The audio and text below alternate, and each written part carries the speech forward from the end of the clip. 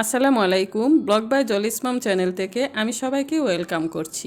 আজকে আমি আপনাদের সাথে শেয়ার করব রেস্টুরেন্ট স্টাইলে চিকেন ডোনাট রেসিপি। তার জন্য আমি এখানে মুরগির 2 পিস বুকের মাংস নিয়েছি। যেহেতু আমি মাংসগুলোকে ব্লেন্ড করব, তার জন্য ছোট ছোট করে কেটে নিচ্ছি।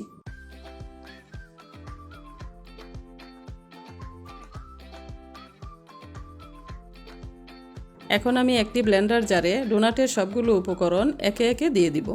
তো শুরুতে আমি সেদ্ধ করে রাখা 3টি আলু দিয়ে দিচ্ছি, আর দিয়ে দিচ্ছি মুরগির কেটে রাখা মাংসগুলো।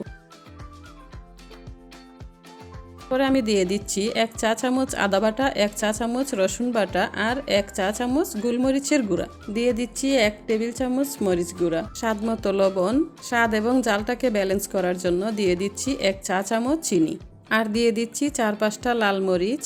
ব্লেন্ড করার পর যেন একটু শুষ্ক থাকে, তার জন্য আমি দিয়ে দিচ্ছি 2 পিস ব্রেড। দিয়ে দিচ্ছি 2 টেবিল চামচ রান্নার তেল, 2 টেবিল চামচ টমেটোর সস, 1 টেবিল চামচ সয়া সস, আর সবার শেষে দিয়ে দিচ্ছি আমি ধনিয়া পাতা কুচি। এখন আমি সবগুলোকে ব্লেন্ড করে নেব। ফিরে আসলাম ব্লেন্ড করার পর। এখন আমি হাতে তেল মাখিয়ে একে একে ডোনাটগুলো বানিয়ে নিব।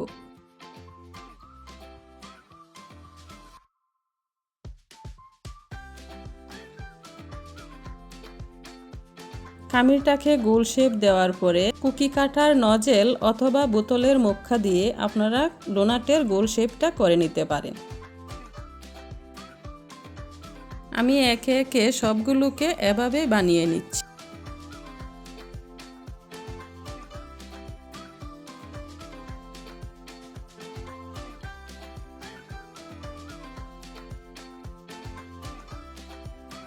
বানানোর পরে একটু শক্ত হওয়ার জন্য 15 থেকে 20 মিনিটের জন্য আমি ফ্রিজে রেখে দিব।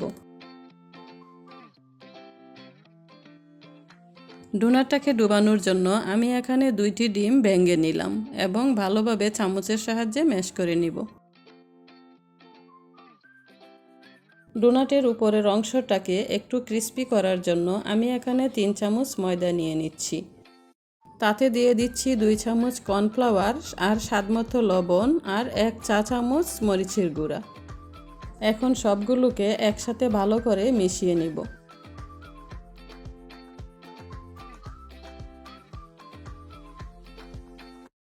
শুরুতে আমি ডোনাটের গায়ে ভালো করে ময়দাটা লাগিয়ে নিব। তারপরে আমি ডিমে ডুবানোর পরে ভালো করে ব্রেড ক্রাম্বস লাগিয়ে নিব।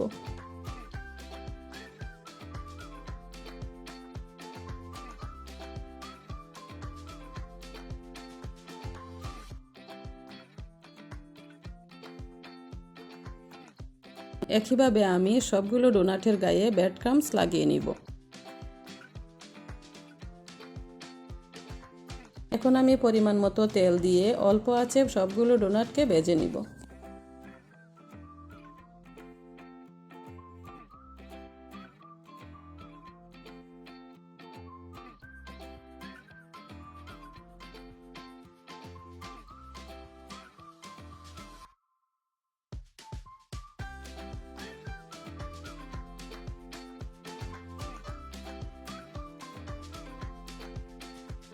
আমার সবগুলো ডোনাট ভাজা হয়ে গেছে। দেখতে যেমন সুন্দর হয়েছে, খেতেও কিন্তু অসাধারণ হবে। আপনারা অবশ্যই বাসায় একবার এই রেসিপিটি ট্রাই করে দেখবেন। তাহলে আজকের মতো এ পর্যন্তই। সবাই ভালো থাকুন, সুস্থ থাকুন। আল্লাহ হাফেজ।